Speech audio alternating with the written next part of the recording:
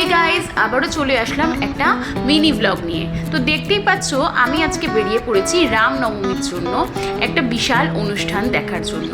তো দেখতেই পাচ্ছ একটা সুন্দর গেট এবং একটা গ্রাউন্ডের উপর পুরোপুরি অনুষ্ঠানটাই অনুষ্ঠিত হচ্ছে। তো দেখতে ভীষণ ভালোই লাগছিল, কারণ চলো তাহলে ভিতরে যাওয়া যাক।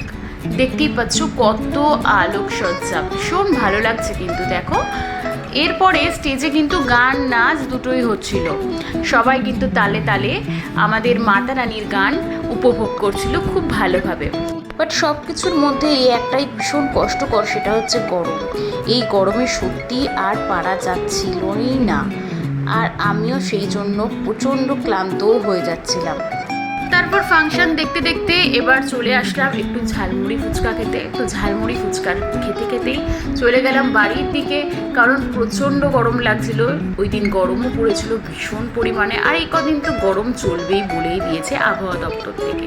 তো তোমরা কিন্তু বাড়ি থেকে বেশি বেরিও না এবং বেশি করে কিন্তু জল খেও। তো যাই হোক, আপনাদের ব্লগ কেমন লাগছে অবশ্যই কিন্তু জানাবেন, লাইক শেয়ার করতে কিন্তু ভুলবেন না। চলুন তাহলে বাড়ির দিকে যাওয়া যাক। এখনদের জন্য tata, bye bye, good night. সবাই কিন্তু ভালো থেকো, সুস্থ থেকো। আর হ্যাঁ, বাড়ি এসেই এই গরমে খেয়ে ফেললাম একটা আইসক্রিম। কেমন লাগছে বলো তো এই গরমে একটা আইসক্রিম খেতে? বেশ ভালো লাগছে কিন্তু। চলো বাই বাই।